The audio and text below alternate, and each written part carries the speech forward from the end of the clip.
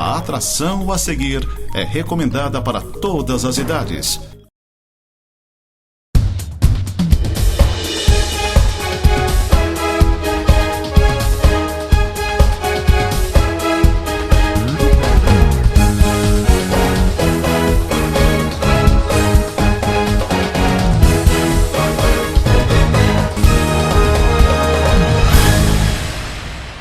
Muito bem, amigos, estamos de volta com mais uma edição do nosso programa Tema Livre e a gente hoje vai entrevistar o deputado estadual Lucas Neves, já visualizam ele ao meu lado, um abraço ao céu, sempre nos bastidores, e os meninos da assessoria do Lucas aqui também nos acompanhando. Demos um susto no colega, antes que é 2 horas de entrevista, ele, pelo amor de Deus, temos um compromisso daqui a pouco. Lucas, tudo bem? Prazer em tê-lo aqui. Satisfação. E aí, como é que tá a corrida? Você tá nesse tranco que vou te contar, né? Tipo, nossa, a agenda não tá fechando direita. Tanto assim, meu amigo? Tá desse jeito? Bastante. Graças a Deus a gente tá com a agenda 18, 19 horas por dia de agenda, cumprindo. Tchê, mas como é que tu aguenta isso? Aguenta. Mas também um piazão ainda, né, tio? Eu não contei para eles, mas eu conheci o Lucas ainda piazote, né? Ele era assessor lá do jornal Momento, até vamos contar rapidinho. Ele auxiliava lá o Viri, e aí era aquele piazinho, aquele office boy ali trabalhando quietinho, e depois quem vê hoje de deputado estadual, né? Começou daí como colunista no jornal, fez jornalismo, foi RBS TV, depois NSC, e hoje deputado, vereador, né? E depois deputado. Então a gente preza muito essas coisas quando a gente conhece a pessoa desde lá do começo. E eu acompanhei essa trajetória do Lucas. É a segunda ou terceira vez que eu falo isso aqui no ar, viu, Lucas? Tu sabe disso. Mas então, vamos prosear, né? Vamos rapidinho contar essa história tua. Eu quero exatamente entrar num problema seríssimo. Inclusive, fiz um comentário para o oeste do estado. Eu sempre gravo lá para a região do oeste um comentário para o DI regional sobre a questão do javali, que você tem feito um alerta muito grande e praticamente esse descaso do governo federal para que esse problema seja atacado. Então, resolvido não vai ser nunca, eu acho, essa situação, mas seja atacado com mais seriedade. Hoje, como é que em pé está tudo isso? Eu sei que tu tem conversado com os prefeitos da Mures e outras regiões. Nós estamos enfrentando esse problema desde 2023, quando propusemos e aprovamos na Assembleia Legislativa, depois a Lei 18.817 ela foi aprovada, sancionada pelo governador Jorginho Mello, e hoje está em vigência aqui no estado de Santa Catarina, e nós conseguimos, a partir disso, retomar o controle, né, da praga, da espécie invasora e exótica, que é o javali. Então, hoje nós temos o controle acontecendo, em que pese nós temos ainda uma série de dificuldades, entraves burocráticos que são colocados pelo IBAMA, pela Polícia Federal, porque são 2 órgãos que nós dependemos para fazer o controle, o IBAMA com a emissão das licenças e a Polícia Federal que trata a respeito das armas. Diante disso, nós temos uma série de dificuldades que infelizmente acabam gerando o descontentamento e aí desestimula o processo de controle, e muitos controladores, os caçadores de javali, desistem de fazer esse trabalho, o que agrava ainda mais o problema que nós temos no campo, no meio rural, com os bandos de javali destruindo lavouras, prejudicando o meio ambiente. Por isso tem sido uma das pautas do meu mandato. A nossa lei permitiu a retomada da caça do javali no finalzinho de 2023, e hoje a gente está batalhando aí para tentar diminuir um pouco a burocracia que ainda existe e que, como eu disse, desestimula muito os controladores. Você fala em burocracia, em dificuldades, mas então qual a alternativa mais viável para que isso aconteça, além de tirar um pouco a burocracia? É basicamente tirar a burocracia. Nós vamos tirar a burocracia. Esse seria o pior problema. Exato. Hoje é o grande problema, porque o único meio é a caça, ou tem outra alternativa para eliminá-los? Não, qualquer outra alternativa que apontem é bobagem. O método mais efetivo no controle do javali... Tem gente que monta umas armadilhas, uns caixotes, umas coisas. Bobagem sem tamanho, armadilha, anticoncepcional, castração. Isso não existe. Isso é coisa de gente que não conhece a realidade do campo, não conhece o que é fazer uma caça de javali. A gente está falando de uma das piores pragas do mundo. Não é algo simples. Sem contar que é um bicho feroz, ele ataca as pessoas, mata até animais e pessoas. Tudo que ele vê pela frente, ele come tudo, ele se adapta rapidamente, ele não tem predador natural, nem o leão-baia é páreo para ele. O leão-baia só pega os filhotinhos, olha lá, quando consegue, né? Senão ele Ele corre, né? Porque o javali é uma praga. E é uma praga que causa muitos estragos por onde passa. Nós precisamos incentivar o controle. Só que a burocracia imposta por esses dois órgãos federais, e essa semana nós estivemos em Brasília e tratamos a respeito disso, a burocracia colocada por eles desestimula o controle. Ou seja, as pessoas que fazem, e aí nós estamos fazendo uma sequência de reuniões em Santa Catarina, em vários municípios, com os controladores. Ontem nos reunimos com grupos de alguns municípios ali de Bocaina do Sul, Rio Rufino, daqui de Lages também, em Bocaina do Sul. Estivemos recentemente no Alto Vale reunidos com o pessoal, os caçadores do Alto Vale, reunimos com o pessoal do meio oeste e oeste de Santa Catarina em Erval do Oeste, reunimos com o pessoal da Grande Florianópolis em Palhoça, reunimos com o pessoal do Vale do Itajaí, ali da Foz do Itajaí em Camboriú. Vamos reunir agora com o pessoal do sul de Santa Catarina. Nós estamos mobilizando os 10 mil controladores que nós temos contato hoje através dos grupos que nós temos administrado para conseguir compartilhar as informações e a partir disso fazer uma grande mobilização, que é o que a gente está pretendendo, para derrubar tanta burocracia que ainda existe, que esses órgãos colocam. São guias de tráfego, uma para cada município. Isso não faz sentido, né? A exigência de documentações absurdas em relação às armas, mudança de acervo que demora muito. Então a gente precisa vencer essa burocracia para que mais controladores... Para dificultar. Exato, para dificultar. É uma política exatamente como se o sul do país, na verdade, está sofrendo com isso. Tanto o Rio Grande do Sul como o Paraná também estão sofrendo com isso. E quanto mais parece que prejudicar, parece que mais interessa. É como se estivesse atacando o agro. E o agro é uma coisa meio ideológica. Eu não sei o que fazer com relação a isso. É complicado. É um grande desafio, Paulo, mas a gente tem que enfrentar isso. Santa Catarina é um dos maiores produtores e exportadores de proteína animal do Brasil. E nós não podemos conviver com uma praga que é vetor de diversas doenças, né? Um risco sanitário para o nosso estado. A gente não pode permitir isso. Nós temos que continuar defendendo, continuar batendo nessa tecla, porque não trata-se tão somente do risco sanitário, não trata-se tão somente do risco à nossa agricultura, dos prejuízos na agricultura, mas também os prejuízos causados ao meio ambiente, os animais silvestres que são mortos, as nossas nascentes que são destruídas, o meio ambiente de maneira geral sofre o desequilíbrio por conta dessa espécie que se prolifera de uma maneira absurda. Só para concluir, ontem eu estava vendo no Instagram uma invasão, acho que mais ou menos uns 15 javalis, atacaram um canil e pegaram todos os cachorrinhos, essa manhada de cachorrinho, mataram os bichinhos, levaram os cachorrinhos, assim, sem mais nem menos. Mas são coisas assim que são absurdas exatamente. Mas mudando de assunto, Lucas, vamos aproveitar mais o tempo contigo. Você esteve esta semana em Urubici. Eu sei que tu tem uma ligação muito forte também com o turismo. E você liberou um recurso, através de emendas, né, para uma urbanização lá no centro da cidade, numa praça, um projeto arquitetônico diferente. Conta pra gente em detalhes isso.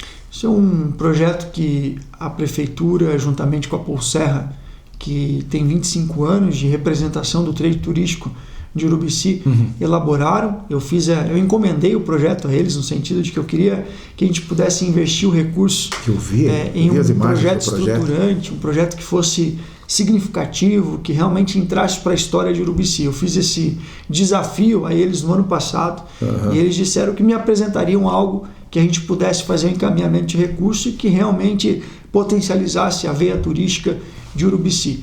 Então nós estivemos lá na quarta-feira, mais um pouco, né? Estivemos lá na quarta-feira reunidos com todo o trade. Eu assisti um pedaço da transmissão lá, tinha uma transmissão ao vivo, inclusive. Né? Então assim, o pessoal estava mobilizado, gostei de ver esse engajamento, as pousadas, os restaurantes, CDL, a CIUR, Prefeitura, Câmara de Vereadores, todo mundo muito mobilizado. Aí eles me apresentaram o projeto, eu já tinha conhecido o projeto através da Nike, foi a arquiteta que elaborou, ela me fez uma apresentação prévia para que eu pudesse conhecer o projeto. Disse para ela, olha, gostei, pode tocar ficha, vamos apresentar para o grande público. E até quando isso vai ficar concluído? E aí a gente esteve lá, o projeto foi apresentado, até porque é fundamental que a comunidade ajude no sentido de o trade turístico também fazer as suas sugestões. Então o projeto foi feito a apresentação, o pessoal gostou, agora vem o prazo aí para que todo mundo possa apontar alguma sugestão para aprimorar o projeto, porque ele é um projeto que a gente quer garantir que a população, que a cidade participe da construção dele. Então foi apresentado a ideia do que é a Praça de Inverno, que vai ser a revitalização do que nós temos hoje lá, que é a Praça do CAT, onde fica a Secretaria Municipal de Turismo de Urubici. Conheço lá. Bem ali na margem da Adolfo Konder, né? Então, o projeto agora vai para outra fase, que é essa fase de agregar algumas ideias ainda para aprimorá-lo. Depois vem os projetos executivos, que a Prefeitura já assumiu o compromisso de fazê-lo. E mais uma outra com a partida financeira ainda, né? Isso, e aí nós vamos viabilizar os R$2 milhões para que a gente possa tirar esse projeto do papel. É um projeto que, óbvio, não sai do dia para a noite, porque agora vem todas essas etapas, mas nós estamos projetando para o futuro de Urubici. Que esse período eleitoral não atrapalha o andamento? Não, porque agora eles vão fazer os projetos, né? Então, entendi.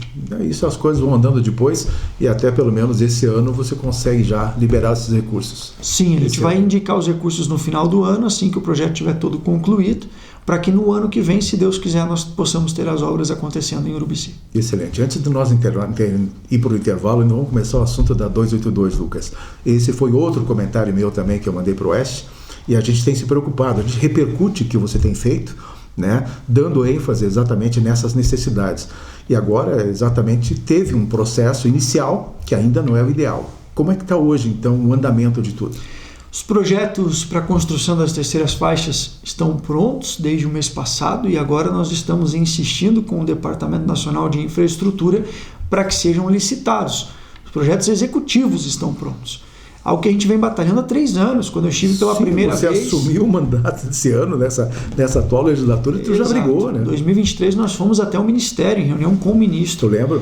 E pedimos que tivéssemos a construção de terceiras faixas. Naquela ocasião, assumiram o compromisso de elaborar os projetos. Pois bem, depois de mais de 1 ano de elaboração dos projetos, eles estão concluídos desde o mês passado, de abril, e agora nós estamos insistindo, batendo na porta do DENIT, para que esses projetos sejam executados, para que seja feita a licitação, escolher a empresa, para que a gente possa ter a construção de pelo menos 15 quilômetros de faixas adicionais, que vão amenizar um pouquinho o trânsito do que nós vivemos hoje na BR-282. Porque a duplicação é impossível, isso não acontece. A duplicação, a gente está falando de algo de médio a longo prazo, né? Eu entendo isso, é necessário e tem que acontecer, mas a curtíssimo prazo, de maneira urgente, eu defendo a questão das terceiras faixas. Entendi. Porque é o que está mais palpável para nós conseguirmos viabilizar. Os projetos estão prontos. Então agora é uma questão de colocar para licitar e começar a executar. E o difícil é fazer também nesse período eleitoral, parece que tudo para Santa Catarina é mais complicado. Lucas, nós vamos no intervalinho comercial, 2 minutinhos e só vamos tomar um café com um bolinho frito lá na Casa do Céu e já voltamos. 2 minutos a gente está de volta. Se você busca segurança, qualidade e agilidade no serviço de transporte, conheça a transportadora Zappellini. Levamos de norte a sul do país a sua carga em caminhões modernos e com profissionais qualificados. Transportadora Zappellini, transportando com qualidade e segurança para as melhores empresas do Brasil.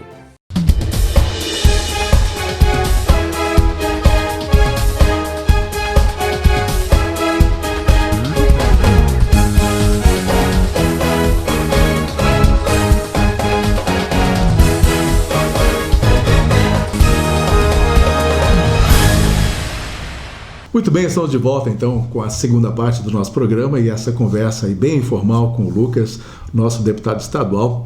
Lucas, eu quero te perguntar basicamente o que mais está te preocupando? Você está chegando a um final de mais um mandato de deputado e tudo mais, mas enfim, o que mais está te preocupando para que você tenha que concluir umas metas ainda neste ano? A gente tem a questão da 282, que nós falamos no bloco anterior, né, que eu estou defendendo e brigando para que nós tenhamos a execução disso, pelo menos o início da execução ainda esse ano, desses 15 quilômetros, seria um sonho, né? Nos pontos que são mais críticos, onde nós temos a maior incidência de acidentes, onde nós temos maior lentidão. A 282 é a minha avenida, porque é o trânsito que eu faço toda semana, descendo e subindo a serra. Então eu convivo com essa realidade, eu sei o que as pessoas passam ali Por isso que eu vou seguir defendendo para que esse ano ainda a gente possa, pelo menos, se não começar as obras, fazer com que o DENIT lance o edital de licitação da obra para ser executada. Que daí pelo menos queria um período, né, de expectativa, vai começar pelo menos tal época. Exato. Outra questão que eu estou acompanhando com o DENIT, eles assumiram um compromisso de dentro de 5 a 6 meses, isso aí contando do início do ano, apresentar uma solução de projeto para nós aqui do cruzamento da Avenida das Torres com a BR-282, né? Nós temos uma rótula, né? Acompanhando. E que precisa ali de uma solução, seja ele trincheira, viaduto, isso aí quem tem que apontar é a engenharia do departamento. E eles assumiram um compromisso que iam apontar para nós qual seria a solução de engenharia para aquele trecho. Agora nós estamos batendo de novo lá para saber. Eles não apresentaram nem isso ainda? Não, ainda não. Precisa apresentar qual é a definição, né? Qual é o projeto que precisa ser executado ali. Isso tem que ser os técnicos, precisam apontar. E nós estamos agora aguardando que eles possam nos apresentar isso, até para que a gente possa saber qual é a solução, quanto é que custa ela, para a gente poder A gente imagina um elevado, um viaduto, né? Uma coisa nesse sentido, porque de outra forma, do jeito que está, não tem como continuar. E a população daquela região ali está sentindo, são vários hoje os loteamentos no entorno, sem contar o crescimento do shopping, a van e outros, o próprio bairro, né? Lá para frente, bastante movimentado. E aí, vai contando. Então, as novidades, as preocupações aí, quero saber. Consolidação do nosso voo, né? Que graças a Deus está indo muito bem. Essa semana eu tive a oportunidade de mais uma vez descer ali no nosso aeroporto regional da Serra Catarinense em Correia Pinto. Foi uma obra que nós viabilizamos com recursos no orçamento, pouco mais de 3 milhões de reais, uma parceria com o governo do estado, que permitiu a ampliação e modernização do aeroporto, terminal de passageiros. Está bonito. Vim no voo com quase 80% de ocupação, ele voltou com 90% de ocupação, o que está muito dentro da média e da expectativa. Então eu quero que a gente possa ter a consolidação disso. A região precisa, tanto para o aspecto turístico quanto para a geração de oportunidades de negócios para a nossa região, para uma comodidade para as pessoas que precisam viajar, seja o empresário, seja o cidadão que precisa fazer alguma coisa. O turismo, de maneira geral, a consolidação desse voo para a gente é fundamental e eu vou seguir acompanhando. No início do mandato, nós tivemos a coragem de encaminhar os recursos, de ir atrás do projeto, fazer com que ele fosse executado, mesmo quando todo mundo estava dizendo que não ia dar certo, onde é que já se viu colocar recurso num aeroporto que não tinha voo, e nós insistimos, continuamos hoje e deu certo. A gente está vendo isso aí, né? No ato de inauguração da obra que nós viabilizamos com recursos, foi iniciada a operação da Gol, que está lá hoje, indo de vento em popa, graças a Deus, e muito bem. E vou te contar que eu, enquanto coordenador do Núcleo de Comunicação da CIL, que a gente fundou há menos de um ano, nós lançamos como campanha social exatamente um trabalho de ampliação da demanda. Todos os veículos de comunicação estão anunciando gratuitamente com essa probabilidade de aumentar a demanda, alertando pela necessidade das pessoas fazerem uso do aeroporto. Então vejo um trabalho bem bacana nesse sentido. E vou aí questionando, você que sabe as coisas mais, eu não consegui ter tempo de conversar contigo para alinhar minha pauta, vamos conversando. Fala aí. Também estamos trabalhando, Paulo, hoje no projeto do nosso Centro TEA, que é um centro de tratamento, diagnóstico para pessoas com transtorno do espectro autista. Uma das isso eu ia te perguntar, porque teus seminários estão realmente... Graças a Deus. A gente está realizando o maior seminário de autismo de Santa Catarina aqui em Lages já há 3 anos. Esse ano foram 5.000 participantes aqui em Lages. Depois nós fomos para Joaçaba fazer o segundo. No ano passado foram 1.000 em Joaçaba. Esse ano foram 2.000 participantes. E aqui 4, 5.000, né? Aqui foram 5, 2.000 em Joaçaba. Fizemos o primeiro no Alto Vale, que era uma solicitação. O pessoal do Alto Vale começou a nos procurar. Tivemos a iniciativa de fazer em Ibirama, onde nós encontramos um espaço adequado. E lá foram 1.200 participantes, um tremendo sucesso. E agora vamos fazer o último deste ano em São Joaquim. No ano passado foram 600 participantes e nós estamos agora com a meta de colocar 1.000 pessoas no Pavilhão da Maçã para discutir a respeito do transtorno espectro autista, educação especial, inclusão, e nós deveremos fechar, somando todos esses públicos, Paulo, cerca de 10.000 pessoas em 45 dias ouvindo a respeito desse assunto. E o resultado disso tudo? E se somando a isso tudo, né, o que a gente quer possibilitar é que haja uma provocação lá na ponta, porque participam secretarias municipais de educação, participam professores, diretores, e a gente quer fazer com que isso seja contínuo nos municípios, com que o assunto da educação especial, com que o assunto da inclusão esteja sendo discutido diariamente. A gente vai com o seminário, a gente lança a semente, porque a informação, ela gera compreensão do que é o TEA. E quem compreende, respeita. E quem respeita, inclui. E é isso que a gente quer possibilitar com os nossos seminários. Tem dado tantos frutos bons, porque o pessoal diz, olha, nós começamos a fazer aqui no município a partir do seminário, nós começamos a discutir o assunto a partir do seminário, aquilo que é passado de conhecimento com os palestrantes. Nós tivemos aqui em Lages palestrante internacional pela primeira vez, nós conseguimos trazer a doutora Leila, que vem do Marrocos. Eu tive a oportunidade de conhecê-la no ano passado na Arábia Saudita, participando em Dahan, de uma conferência internacional sobre autismo, onde eu fui representar a Assembleia Legislativa, e lá nós criamos a conexão.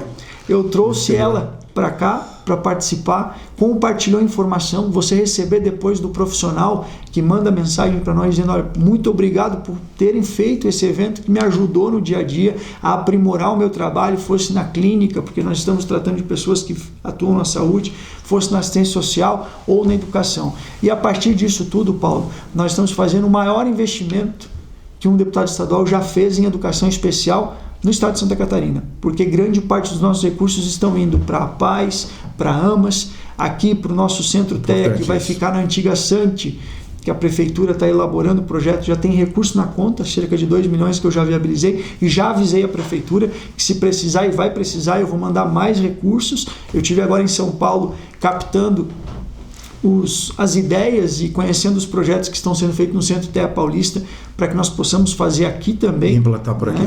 Dessa mesma forma, o mesmo modelo. Nós queremos que aqui em Lages nós tenhamos, para fazer com que isso seja uma referência a nível regional. Tivemos em Otacílio Costa lá o Centro de Terapias Avançadas já em funcionamento com recursos que nós viabilizamos, as salas multissensoriais que nós viabilizamos para Lages, Otacílio Costa, também São Joaquim, agora vem para Campo Belo, vai para Abedon também, recursos que nós possibilitamos de criação de salas de estimulação para a AMA de Campos Novos, a nossa AMA de Joaçaba que está saindo do papel, a prefeitura deu toda a estrutura, o prédio, e a gente chegou com recursos para fazer a adaptação, já está logo iniciando as obras para que nós também possamos ter lá um centro de referência na região do Meio-Oeste. Então a gente está abraçando essa causa e fazendo com que ela tenha visibilidade. Você sabe que nós, a televisão, aqui também temos como bandeira, falou de autismo, a gente está propagando também da melhor maneira possível. Todas as pessoas que estão envolvidas, a gente tem dado espaço. Lucas, aproveitando ainda um resto de tempo que nós temos, para você falar do teu mundo político. Você vai buscar a reeleição, obviamente. Fala um pouquinho dessa trajetória, dessa correria toda e dessa expectativa. Estamos nos preparando, para a eleição desse ano. Estou pré-candidato à reeleição, buscando a recondução à Assembleia Legislativa. E o que nós vamos fazer ao longo desse processo é mostrar aquilo que nós fizemos, um resumo do nosso trabalho, colocar na mesa das pessoas para que as pessoas avaliem e, se for do entendimento da população, que a gente possa ter a oportunidade de continuar esse trabalho por mais 4 anos. A gente sabe que as dificuldades são bastante, né? Você tem aí hoje também o companheiro Márcio Machado, são os dois mais ligados à Serra Catarinense, mas a gente sabe que o paraquedismo, entre aspas, vem muitos candidatos ou pré-candidatos em busca também de votos aqui na Serra, e não são muitos os votos. Esse desafio é grande, né, Lucas? E como é que você entende a possibilidade, quem sabe, de ter um terceiro nome, ou fica nessa situação? Porque nunca se sabe o resultado de uma eleição, mas a luta está aí. Nós cuidamos do nosso trabalho e da nossa caminhada. Nosso foco está no nosso trabalho e na nossa caminhada, naquilo que a gente está fazendo. Depois, que não começou hoje. Não começou hoje, né? Nós estamos há 3 anos.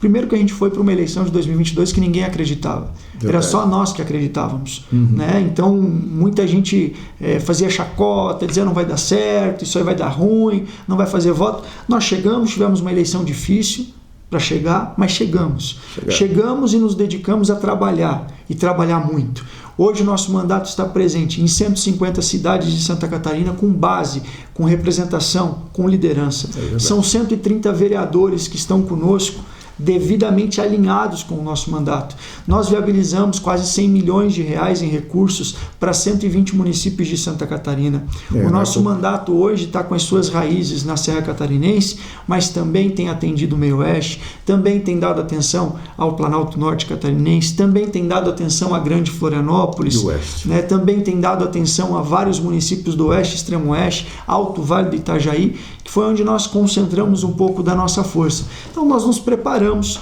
para essa eleição. Não existe eleição ganha nem eleição perdida, mas a gente se preparou para encaminhar bem o processo. Então, a gente acredita, Lucas, você tem realmente mostrado e demonstrado uma capacitação muito boa e vamos torcer para que você consiga trilhar esse caminho e volte o ano que vem mais forte ainda pela Assembleia, tá bom? Eu te agradeço esse bate-papo. Valeu, Paulo. Né? Vai correr na tua vida, mas vai com calma, tá? Não te esforce muito, vai devagarinho, porque senão tu não aguenta o tirão aí, né, meu amigo? Forte abraço e obrigado pela entrevista. Um abraço aos amigos que estão acompanhando a gente, Céu. E a gente encerra assim mais esta edição do Tema Livre e a semana que vem, se Deus quiser, a gente está de volta.